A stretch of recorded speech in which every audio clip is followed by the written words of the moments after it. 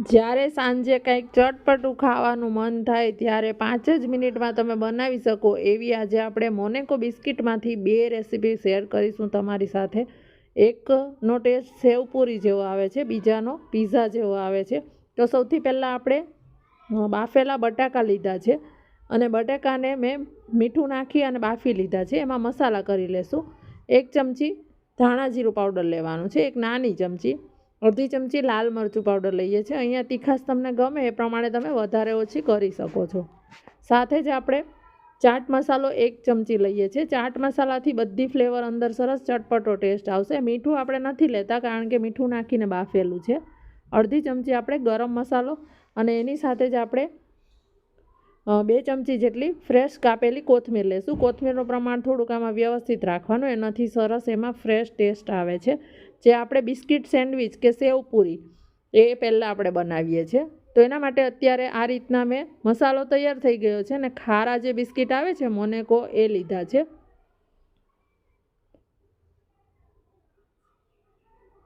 હવે એની ઉપર આપણે ટોપિંગ કરવાનું છે. તો પહેલાં વ્યવસ્થિત મસાલો છે એ આ રીતે 1 ચમચી જેટલો લઈ લેવાનો અને સરસ પ્રેસ કરીને બધી સાઈડથી પ્રેસ કરી દેવાનો. અને આ સેવપુરી છે આ રીતે તમે ઉપર ખાલી ટોપિંગ કરીને પણ કરી શકો છો, પણ આપણે અત્યારે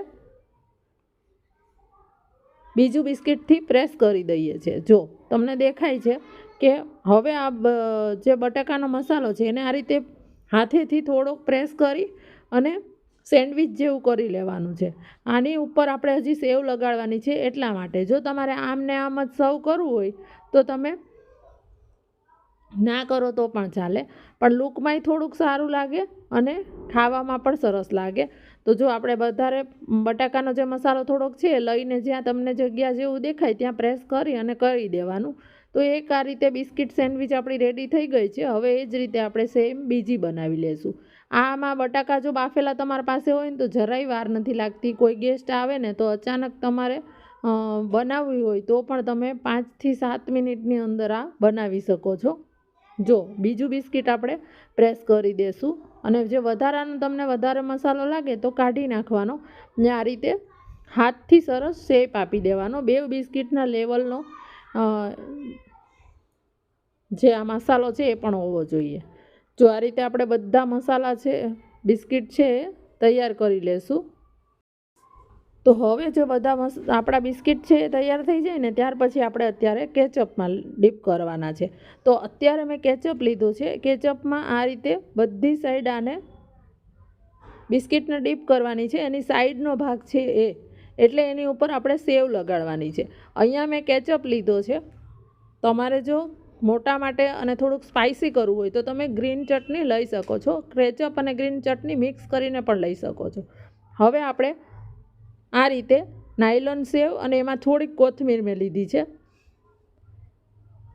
એટલે એમાં આપણે આ ડીપ કરશું કે બધી સાઈડ સરસ આ સેવ છે ચોંટી જાય. આ એટલું મસ્ત તમે કોઈ પાર્ટી અરેન્જ કરતા હોય ને તો તમે સ્ટાર્ટરમાં સર્વ કરશો ને તોય એટલું મસ્ત લાગશે ને. કોઈ ગેસ્ટ આવવાના હોય અને તમે આ નાસ્તામાં બનાવશો તોય મસ્ત લાગશે. સાંજે બાળકોને ભૂખ લાગે તો ચટપટું કંઈક ખાવું હોય તો ત્યારે પણ તમે આ બનાવી શકો છો અને બનતા તો 5 મિનિટ જ લાગે છે. તો જો આપણા એક છે એક સેન્ડવિચ તૈયાર થઈ ગઈ છે. એ જ રીતે મેં બધી તૈયાર કરી લીધી છે અને પ્લેટમાં લઈ લીધી છે. અને હવે આપણે બિસ્કિટ પીઝા બનાવીશું કે જે હવે ડાયરેક્ટ આપણે આ પ્લેટની અંદર જ બનાવીશું. તો એના માટે મેં ફરીથી આ જ બિસ્કિટ લીધા છે. આ 2 રેસીપીમાં તમે મોનેકો અથવા ક્રેકજેક કોઈ પણ બિસ્કિટ લઈ શકો છો, પણ મોનેકોનો વધારે સારો ટેસ્ટ આવે છે. ત્યાર પછી જેમાં આપણે અગાઉ કેચઅપ લીધું તો એની અંદર ફરીથી 1 ટેબલ સ્પૂન જેટલો કેચઅપ લીધો છે અને અડધી ચમચી જેટલો મેં અત્યારે આ જે પીઝા સોસ છે, પીઝા ટોપિંગ આવે છે એ છે. જો તમારી પાસે ના હોય તો તમે ખાલી કેચઅપ લેજો, એ પણ સરસ જ લાગશે. અને થોડોક અંદર ઓરેગાનો ચીલી ફ્લેક્સ એડ કરી દેવાનો અથવા પીઝા સિઝનિંગ એડ કરી દેવાનું. ત્યાર પછી મેં આ ડુંગળી, કેપ્સિકમ અને ટામેટાં એને બારીક કટ કરેલા છે. ડુંગળી છે ટામેટાં છે એના અંદરના બીજ કાઢી પાણીનો ભાગ બધો કાઢી નાખવાનો છે અને પછી કટ કરવાના છે, જેથી બિસ્કિટ છે એ આપણા પોચા ના પડી જાય. અને આ બધું વેજીટેબલને મિક્સ કરી લીધું છે. તમારા પાસે મકાઈ હોય તો મકાઈ એડ કરી શકો છો. જો હવે જે આપણે કેચઅપનું મિશ્રણ તૈયાર કરેલું છે એ આપણે બધા બિસ્કિટ ઉપર આ રીતે થોડું થોડું લગાડી દેવાનું છે. એકદમ વ્યવસ્થિત લગાડવાની જરૂર નથી, ઉપર થોડું થોડું મૂકી દેશો એટલે ચાલશે. તો બધા જ બિસ્કિટ ઉપર આ રીતે લગાડી દીધું છે. તો હવે પીઝા છે એ ચીઝ વગર અધૂરા છે, એટલે આપણે અત્યારે ચીઝ સ્લાઇસના આ રીતે ટુકડા કરેલા છે. મારા પાસે ચીઝ સ્લાઇસ હતી એટલે મેં એ લીધી છે.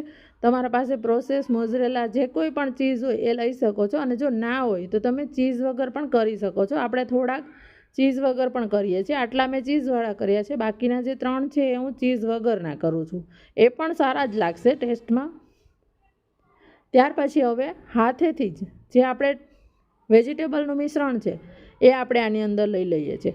અત્યારે વેજીટેબલ્સમાં આપણે કંઈ જ મસાલા નથી કરેલા, કારણ કે ઓલરેડી ચીઝમાં સોલ્ટ છે, બિસ્કિટ પણ સોલ્ટી છે, અને સાથે સોસ છે આપણે જે ટોપિંગ કર્યું કેચઅપનું એ પણ, એમાં પણ સોલ્ટ હોય છે, અને ઉપરથી આપણે મસાલો એડ કરવાના છે એટલા માટે. તો વ્યવસ્થિત આની ઉપર ટોપિંગ કરી લેવાનું. ચીઝ સ્લાઇસ તમારે ઉપરથી મૂકવી હોય તો પણ ચાલે, પણ એ ઉપર સરખી ના રહે એટલા માટે અત્યારે મેં નીચે મૂકી છે. હવે આ લાસ્ટમાં ચટપટો ટેસ્ટ આપવા ચાટ મસાલો લેવાનો છે. અને જો ઉપરથી ચાટ મસાલો એડ કરી અને આપણા આ જે પીઝા છે એ પણ રેડી થઈ ગયા છે. એટલા સરસ લાગે છે. મારા ઘરે રેગ્યુલર આ પીઝા જ્યારે પણ ભૂખ લાગે ત્યારે પલ જાતે જ બનાવી લે છે.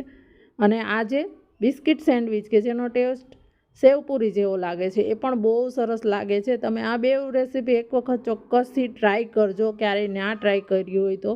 અને મને તમારા રિવ્યૂ છે, તમને આ રેસીપી કેવી લાગી એ કોમેન્ટમાં પ્લીઝ કહેવાનું ના ભૂલતા. મને ગમશે તમે તમારા રિવ્યૂ અને સજેશન્સ કોઈ આપશો તો. ફેસબુકમાં જોતા હોય અને હજી સુધી પેજને ફોલો ના કર્યું હોય તો પ્લીઝ ફોલો કરી દેજો.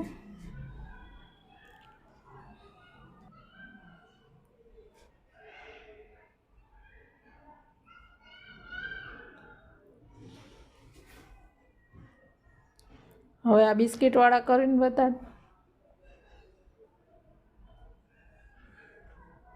બહુ મસ્ત છે. એના ઉપર મૂકી દેવાના ઉપર.